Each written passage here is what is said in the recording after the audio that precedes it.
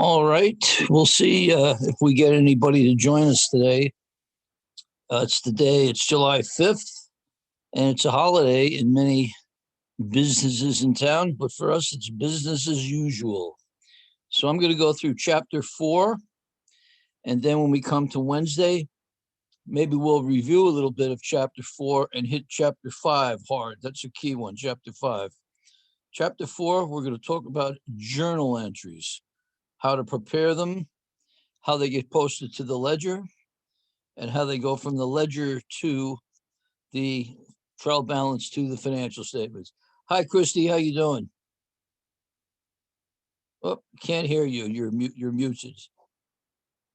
I hate that it automatically unmutes, so my apologies. No, good to see. I'm glad we have a class today, huh? I'm not sure how many will join us. I was just making general introductory remarks, what we're going to do in this chapter. And I think with no further ado, we should get into it. What do you think? Sounds good. We could be sitting here for a while. So chapter 4 is a relatively short chapter. And I trust you can see the PowerPoint now? Yep. So far, so good. Mm-hmm. Custom slide. There we go. Did you have a nice holiday? Yeah. How about you? Good. Very, really nice, actually. Yeah. Let's go here. Journalizing and posting. Okay. We learned a little bit about journal entries in the last chapter.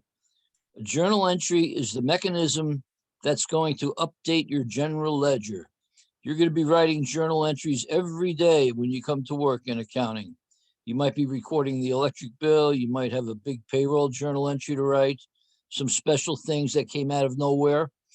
And you're going to enter these journal entries in your system, QuickBooks or whatever you might be using.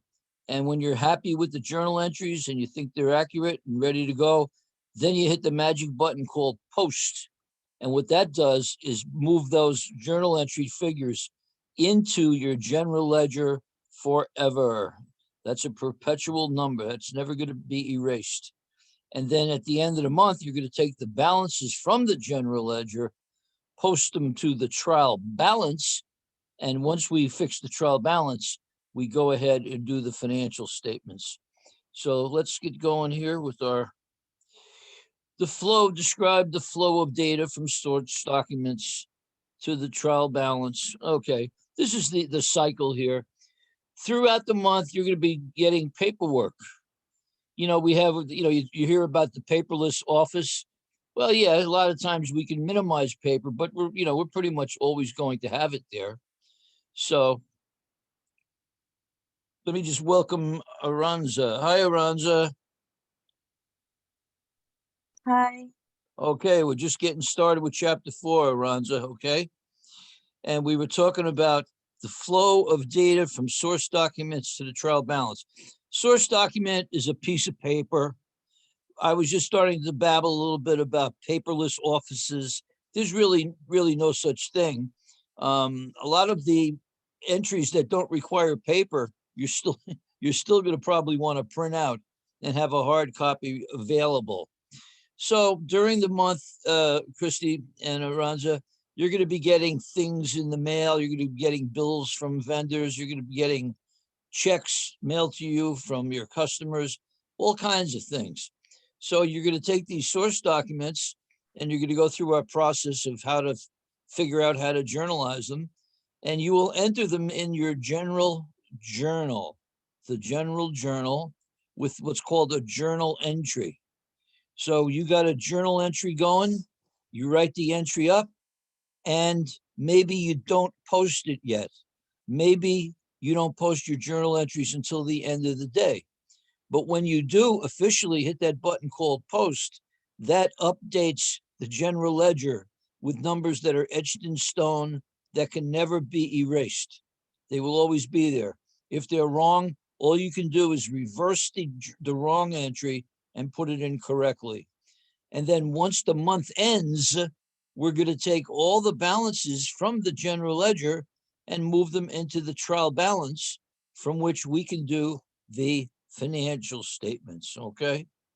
And what are they talking about here? Analyze what happened by using the information from source documents. These are the steps. Source documents, enter your journal entry, post the journal entry, prepare a trial balance. So that's a real short, poor man's look at the accounting cycle. You have documents to handle, you enter them into your journal entries, hit the ledger button, and then off you go. The purpose of source documents. Almost any document can be called a source document. It triggers an analysis of what happened. It begins a process, and it serves as objective evidence of business transactions. For example, you posted an invoice from a customer, from a vendor rather, and you entered it into the system and you print it out. You're probably going to print out your journal entry and staple a copy or at least a photostat of the bill to the journal entry. It's objective evidence. Now, if you pay that bill, say it was $100, and the vendor comes back to you and says, no, that should have been a $200 payment, I think. You pull that journal entry and you have the objective evidence. No, it was only 100. Or yes, you're right, it was 200 and I put it in as 100. So objective evidence. Can't argue with the source documents. And they're always going to be filed for future reference. Having objective, verifiable evidence that a transaction occurred is an important accounting concept. When the auditors come in, they're going to be grabbing your journal entries and they're just going to glance at the entry itself. And you're going to notice they're just going to flip that page over and look at all the backup to that journal entry. What are source documents?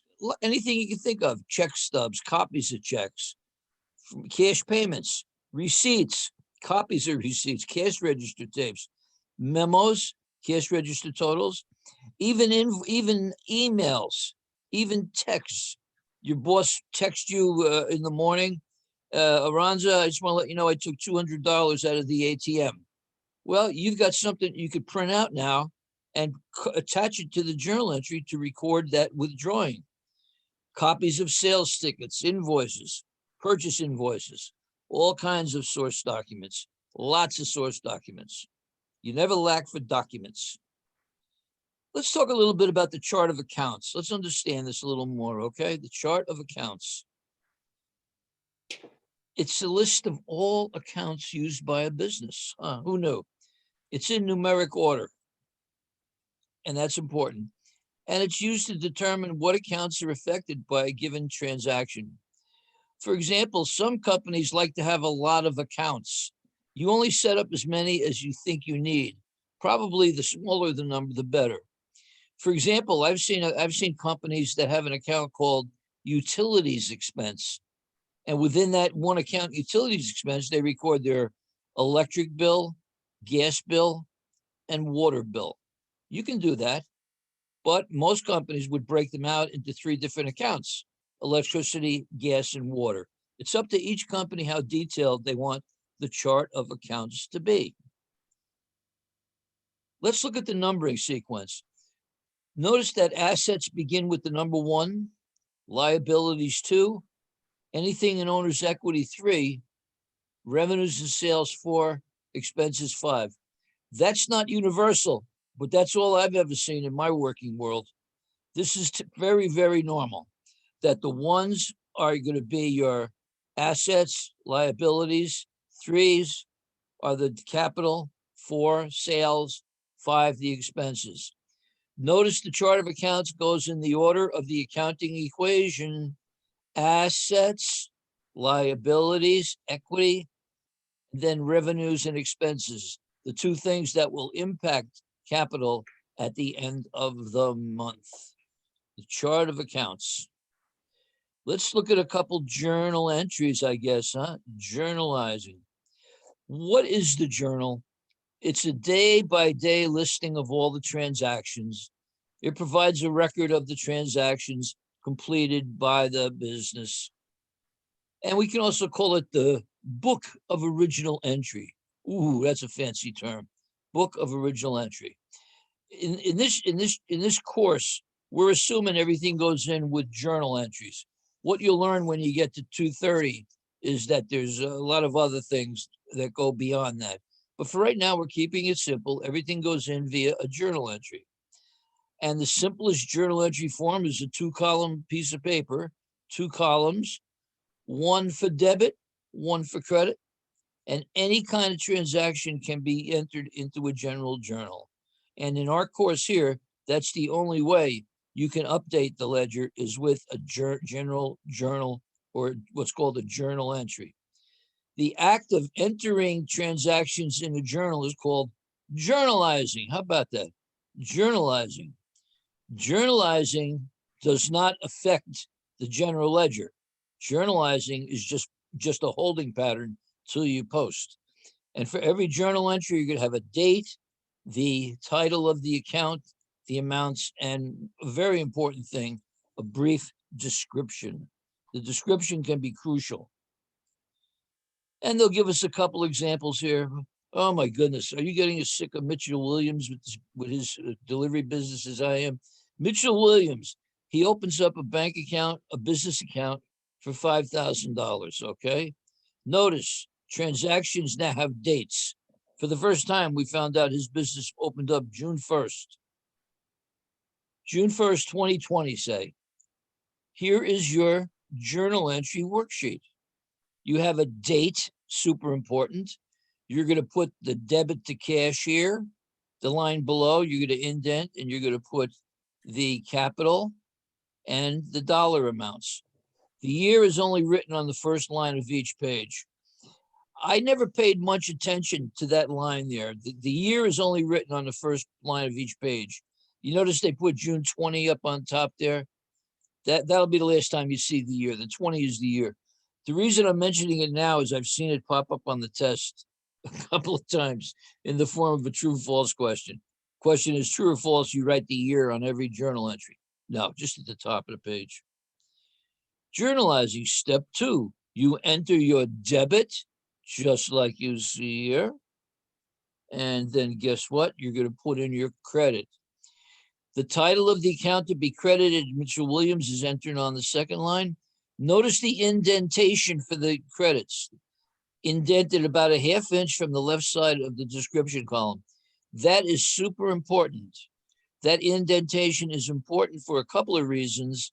That's how accountants are trained to read a journal entry, and they're going to be anticipating that the credits are indented. It makes it a lot easier to read if you indent your credits. And that's a super important requirement, okay? You indent the credits, and the amount of the credit, 5,000, is entered on the same line.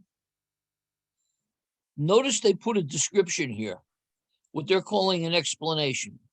The explanation of the entry is entered on the next line. And you can indent that as well. I don't care about whether you do that or not, indenting the description. And you leave a blank between transactions. But very simple, very simple. What they wrote here is owner's original investment in delivery business.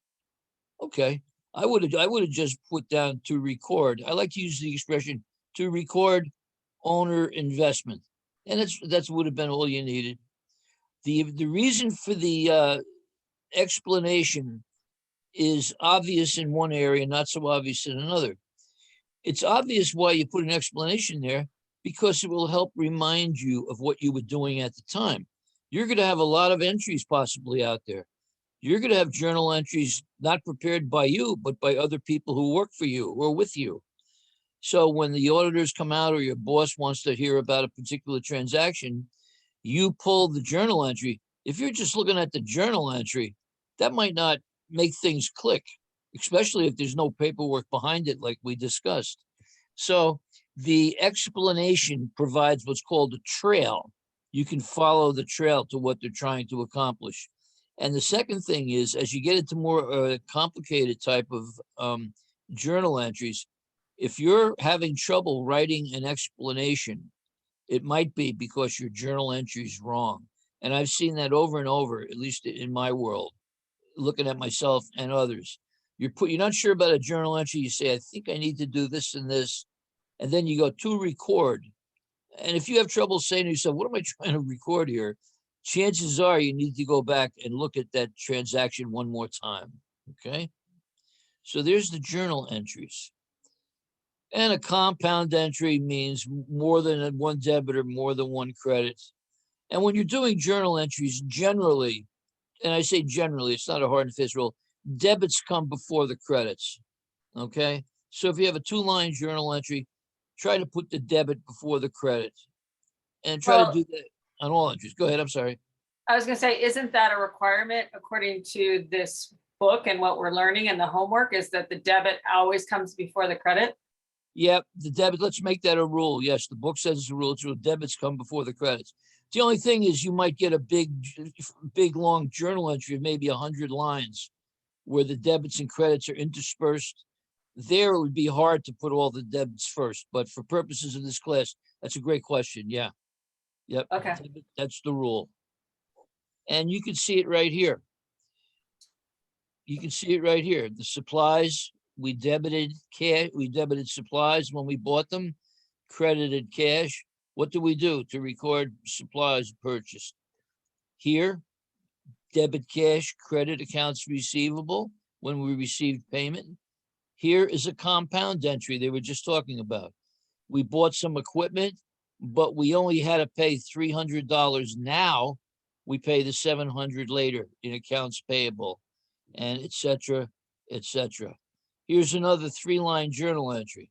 You debit cash and you credit accounts receivable, 2,600. That must mean we bought something for a total of 3,500, and that's what the credit is. We didn't buy something, my bad. We actually sold our product. We made a delivery and got the 3,500. So the journal entry, not too tough with the form, I don't think. So now we've written journal entries throughout the month. Now we post them to the general ledger, and that makes us ready to prepare a trial balance, okay? So let's get a look, our first real look at the general ledger. And it's used to keep a complete account of the debits and credits as a result of entries made in the journal. Oh, I need my voice freshener there. Complete set of all accounts used by the business, similar to a T account. You're going to see that the general ledger is really a glorified T account. It's a double T account. The accounts in the ledger are numbered and arranged just like the chart of accounts. So for every item in the chart of accounts, you're going to have a separate account to enter into a journal entry, possibly. T accounts were introduced previously. However, businesses are more likely to use a version of a T account called the general ledger, which also keeps a running balance. So say hello to your general ledger. Here it is right here. These are the books of the company, okay? This is what the auditors are going to come in. The auditors are going to come in and they're going to look at this big fat cash balance and they're going to say, okay, how much cash do you have at the end of the month? You say, I have $47 million, you're a big company. The first thing they're going to do is they're going to contact your bank and verify that. Then they're going to pick some of the larger transactions out of here and ask you to show the journal entry, show the proof. So that starts the auditing process. It's called auditing from the outside in, I believe that is, the outside in. So look at your T account over here. This is what we've done before. And all we did was move that T account to the ledger. So your T account is really this part of the general ledger. You have another pair of columns, debit and credit. And all you're doing here is you're moving the balance over. So we opened up the business with 5,000. So that was the balance in cash. Then he bought some delivery equipment and the balance of cash went down to 3,000. He bought more equipment, as I recall, and the cash was now down to 2,400. But then he sold some services. He delivered a bunch of things. The cash went up, okay? So that's what the general ledger is. It's a pair of 2 T accounts squished together. One for the activity, the other for the new balance, okay? And you'll have one account for general ledger will have one account gathering information at one time. You'll also have cash, you'll have accounts receivable, everything, etc. The process of copying debits and credits from the journal entries to the ledger is called posting. Posting. You keep hearing me use this word posting. It could be done daily or at frequent intervals. It could be, you could do it with each journal entry. If you have about 10 journal entries to do, and you're very happy with each entry as you're doing them, you can just post each one if you want. But typically, you do a batch of journal entries, and then you step back and review them one last time before posting. Because once you're posted it, you're dead. It's going to go in there forever. And they're talking about a 5-step process to post. Enter the date in the date column. Enter the debits and credits. Enter the balance of the account. Okay? If the balance of the account is 0, draw a line through the debit and credit columns. That's a good idea. Enter the journal page in the posting reference column. Enter the ledger account number in the posting reference column. Boy, that was a handful. So let's see if we can break that down a little bit. All right, here is your general journal, your journal entry. We debit cash and we credit Mitchell Capital. Indenting, super important. Debits come first. 5,000, 5,000. And the posting reference, it looks like they're using as the posting reference the account number. That was the account number for cash in our general ledger, in our chart of accounts, okay? The next step, you ready to post. We are now ready to post. And when we hit post, look what happened. We now have an entry of 5,000 here, activity, and the balance becomes $5,000, okay? Posting. Not too tough, right, Christy, so far? Yep. I think we're all in gear here. The trial balance used to prove the equality of the debits and credits, not the quality, but the equality. It just tells us debits equal credits. And you can run this thing whenever you want. Typically, you would run it toward the end of the month. So you certainly have to run it at the end of the month in order to do your adjusting journal entries and prepare the financial statements. And think of it as a report that's going to be prepared after all transactions have been journalized and posted. And there's a trial balance, and it's listed, of course, in order of the accounting equation. Assets, liabilities, capital, sales, and expenses. Goes in that order. So at this point, we have a general ledger. Remember what I said about the drawing column? Put a line below drawing, a horizontal line. Everything below that line is your income statement. Everything above it is your balance sheet. And we're not going to give you, as far as I know, I mean, when I'm in the classroom, I make sure I never give out a trial balance that's out of order. To do that would be unfair. Sometimes a problem can slip through the test bank, and hopefully that's not going to happen. It might confuse things, okay? And now all they talk about at the end of this chapter is how to find and correct errors. And I'm not going to spend too much time on this. Even though the trial balance indicates that the ledger's in balance, there can be errors. If a journal entry was wrong, guess what? You posted something to the wrong account. It is therefore important to be very careful in preparing the journal entries and posting them to the ledger accounts. What can you do if you make an error? Go back to your addition, review the balances, see if any balances are too large or small relative to other accounts.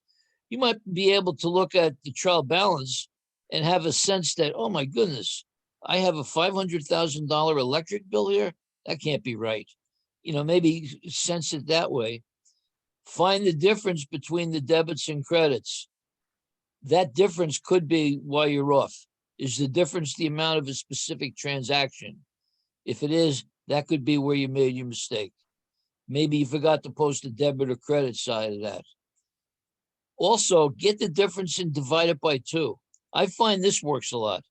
You go to the bottom of your trial balance and you divide it by 2, and that will tell you, that'll give you a number that might be part of a specific transaction. It might mean it's in there twice and you don't realize it. Different little tricks.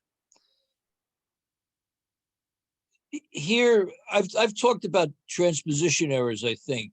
Did we talk about that, Christy, where if I you, think, yeah, I think you brought it up in reference to something else. Yes. yeah, let's talk about it, because this is kind of a fun thing to know. You pick a number, you pick any number you want, say 81, and you accidentally type in 18. The difference is 63, which is divisible by 9. Yep. That's true of any number, 5 digits, 60, whatever. And it used to be a big help when these things were done in pencil. You'd carefully add down both sides, the debit and credit, and you triple check your adding machine tape. Shows you how primitive it was, right? You check the adding machine tape one by one. You might even have a buddy sitting with you. Mary, would you mind sitting here for a second, holding the adding, and you read the numbers, 48, $5, and then you keyed it in exactly right. Well, you're still off. You go in there, take the difference, see if it's divisible by 9. And I would say half the time that cleaned that problem up. And you have the same issue if it's a sliding error. You move a number to right or left. It's the same thing as transposition type thing. But that divisible by 9 trick is kind of cool. And if the tips don't work, all you can do is retrace your steps, double check everything, trace all posting. I guess the key thing is take your time, make sure you do it right the first time, and you save yourself a lot of headaches. About correcting, you can never erase anything in the ledger. You can never delete anything in a ledger. If an auditor came in and he took a copy of your general ledger for, say, cash, and then he came back at the end of the year to finish his audit, and he printed that again, and he saw that there was something missing, that would be an unbelievable red flag, because that just can't happen. It's not possible without some kind of fraud or shenanigans, most likely. So you can never erase, and you're not going to be using correcting fluid. That's ridiculous. So you make the correction in a manner that's easy. A new entry must be made. You must reverse the original entry and then put it in correctly. Now here, they're doing it a different way, and I'm going to tell you, this is not wrong, and it's fairly clear, but doing it this way can cause big problems, and I'll talk about that a little bit.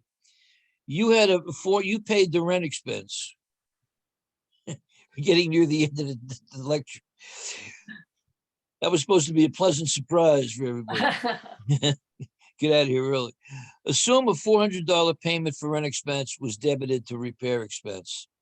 Well, we know the cash part of it is okay. So we need to get the $400 out of repair expense and into rent. So yeah, you could write a correcting entry this way: $400 rent, debit, $400 repair expense. But the proper way to do it is really reverse the original entry. Where I ran into trouble with doing it this way many years ago was I was given an assignment to, quote, clean up our accruals, clean up the accruals we had in our balance sheet. And I would go through them. I look at the accrual for vacation pay, and I would say, okay, the accrual should be $10,000. It's really 9,000. So we need to make a $1,000 correction. But I noticed that holiday pay accrual is 1,000 going the other way. So I just didn't reverse them. I moved the holiday pay from the vacation pay. What I'm saying is you're going to get the expenses right, but the accrual number itself is going to be all botched up. I'm not sure that came out as clearly as I wanted it to. But Well, yeah, the difference being that when you're accruing, you have a different set of rules for the accruals than you do Yeah. for just a straight up expense replacing an expense. yeah, yeah. Suppose I noticed that the vacation accrual is too high and the holiday accrual is too low. If I don't reverse them and then do them correctly, I'm going to be in a situation where I fix the holiday accrual without touching a holiday expense. And that's not really possible. So, but yeah, this will work here. And then this is one of our shorter chapters. That's pretty much it. So we're ahead of the pace. We're about a half a chapter. I don't want to say half a chapter. We're about a chapter ahead, which I think is a good thing, especially at the beginning here. That'll give us time if we want to have a real big test review, and we can go over things in more detail as the class goes on. So, any questions, Christy? Any comments? No questions, but I do have a comment. Yeah. The emails that we're getting, like we got an email this morning, said specifically that this lecture was going to cover chapter 3. And I knew it was incorrect because I had been here for the last lecture. So maybe that could be corrected so that people knowing that the lecture they're going to be viewing on that day is for that specific chapter that we are going to be reviewing, as opposed to, because we are ahead, like you said. I don't know if there's a way to fix that. Yeah, the way to fix it, I'll talk to Cornelia. She's the one who sends those out. Yeah, because since we are ahead, it would be helpful Yeah. for, say, like today, someone, might have wanted to see this chapter 4, and yes, they can go back and see it, but it's helpful to know what you're preparing for that lecture. Yeah. I mean, we're a chapter ahead, but not everybody knows it, is what we're saying. Right, exactly. Yeah. Exactly. I wish we drew better crowds to our class, though. We just get 2 or 3. Couple of It's people. understandable, though. It's hard to, like, I've been lucky to be able to be here, but realistically, normally I wouldn't be able to. So I get where it's spotty. Yeah, no, people have jobs, they've got family responsibilities, Yeah, and today being a holiday, technically a Yeah. federal holiday. Yeah, today is a federal holiday, right? Yep. Okay, so I can't go to the bank. Okay. Well, then I'm gonna be broke for another day Or here. or you're not going to get any mail either. Yeah, Oh, no, I can't. no mail. We'll live tough today. Yeah. Aranza, you okay? Aranza, Yeah, I'm all good here. okay. I guess we can call it a day then, huh? How's that sound? Okay, great. All right, we'll go on to chapter 5 and I'll tell Cornelia to speed up her game with the chapters, okay? Sounds good. Hey, we'll see you all on Wednesday, okay? Bye. Hey, bye-bye now. Thank you. Bye. Bye-bye.